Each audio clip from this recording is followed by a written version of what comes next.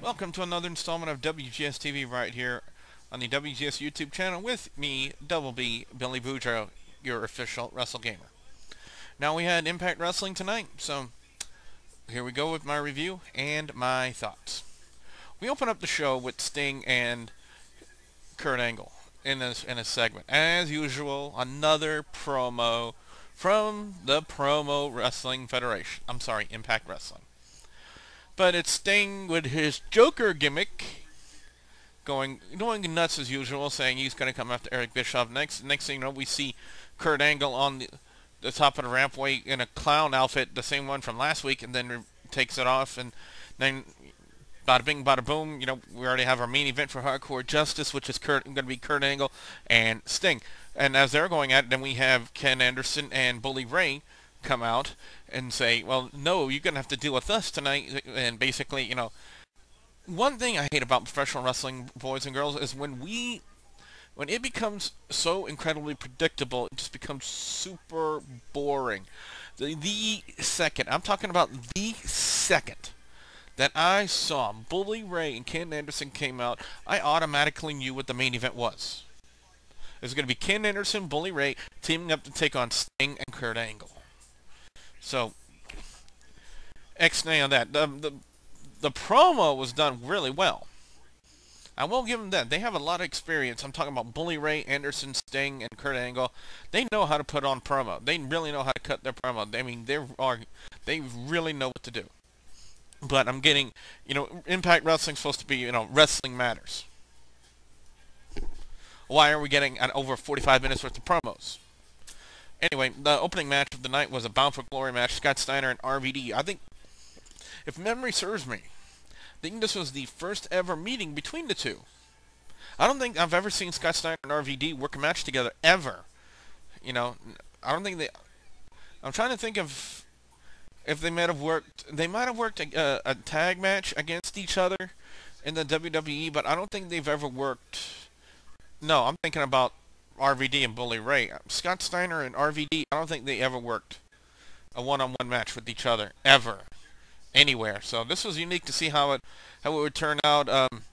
One thing I would like to point out here that happened in the match. Scott Steiner was doing his signature push-ups after an attempted pinfall.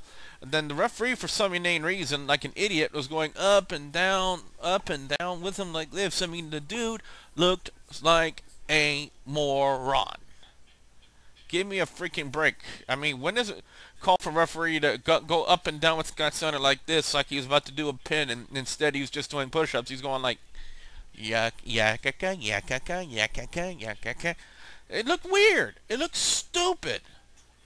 I mean, I know you guys looking at me like, why is this fat guy doing this? Yakaka, yakaka, yakaka. I mean, is he having like an epileptic seizure or something? I mean, give me a freaking break. I mean, referee Brian Hebner should be slapped with a fish in the face for that. But, and what caused the ending of the match? It was a schoolboy pin, RVD, schoolboy, Scott Steiner, and got the pin count. Oh, brother. So RVD gets the win. Then we have a segment involving Mickie James and a Velvet Sky talking about their Knockouts title match they're going to have later. And, of course, they all huggy-huggied, and I blacked out for about a few seconds after I saw that. Then we had Winter and Angelina Love came out, and I blacked out even more after seeing more of Angelina Love's cleavage. Yeah, more of her cleavage. Can't go wrong with cleavage, I'll tell you that. As long as it's not my cleavage that's on the line. That's all I'm going to say about that.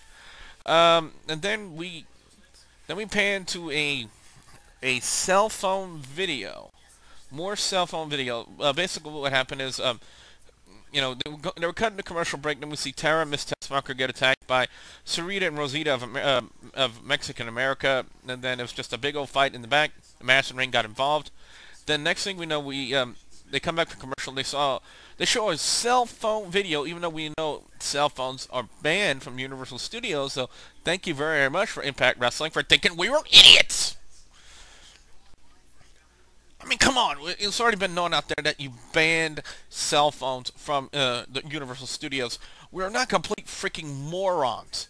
We all know it's staged. You don't have to say cell phone video. I mean, give me a freaking break. But anyway, it was a fight that happened last week between Sarita Rosita, Tara, Miss Tessmacher, and in the pursuant battle, Sarita had her jaw broken, so she was wearing a Mick Foley Mankind style mask. But you know, I will go on record and say this again: the knockouts are way more interesting to watch than the WWE Divas. As pursuant to this match, it was a really good match between the two. The Knockouts tag team titles were on the line, and it saw Tara and Miss Tessmacher become the new champions. I, for one, say about freaking time they do something with those Knockouts tag team titles instead of just leaving them on Sarita and Rosita for about an infinite amount of time. Then we had a ladder match between Samoa Joe, AJ Styles, Matt Morgan, and Kazarian, with the winner to get 10 points in the Bound for Glory series, which was really badly needed, especially for, I believe, Samoa Joe, who's still sporting the big old goose egg in the Bound for Glory series. One thing I did point out during my live reactions on Blog TV, I would love to see AJ Styles in a Money in the Bank match. You know, him, Sin Cara, Christopher Daniels, Alex Shelley, Evan Bourne. I would love to see all of them just going at it in a ladder match, in a Money in the Bank ladder match. And Lord knows they would probably do a lot of insane stuff in that match. But I was very impressed with all four guys. Matt Morgan ends up getting the win, which I believe, if I'm not mistaken, ties him for the lead with Crimson. I think both men are at 31 points right now. So, and then we had an exhibition title match, you know, Brian Kendrick defending against Alex Shelley, and great match between the two. At one point, we saw a version of the sliced bread, Alex Shelley's finishing maneuver, on the ring apron, which is, I can tell you from personal experience, because I felt it, the hardest part of the ring. But at one point, we had Austin Aries come out behind the referee's back, take the X Division title, conk Alex Shelley upside the head, without Brian Kendrick knowing, and Brian Kendrick retains his title. And then we were scheduled to have our next match, which was going to be Mickie James, Hardcore Country, gotta love them Daisy Dukes, boys and girls, defending her title against Velvet Sky. And let's just say, I love pigeons. For those of you who have been watching Impact Wrestling and you know the saying, I think you know what I'm talking about. If you haven't been and you're watching my video, where the fuck have you been? Anyway, really great match between, well, we don't want to say match because the match never happened, as Mickie James came out and was attacked by Angelina Love, and winner. We're just dying to see a more lesbian kissing scenes between those two. I know I am. And then we had Velvet Sky come out, and then we had ODB and Jackie come out and basically beat the crap out of Velvet Sky. And you know, that's what a way to tell your storyline, Vince Russo, Mr. Head of Creative TNA. You don't know what the fuck you're doing.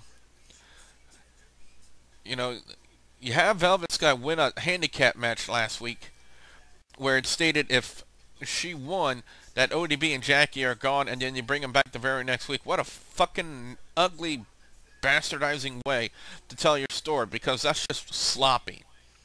Sloppy, sloppy, sloppy.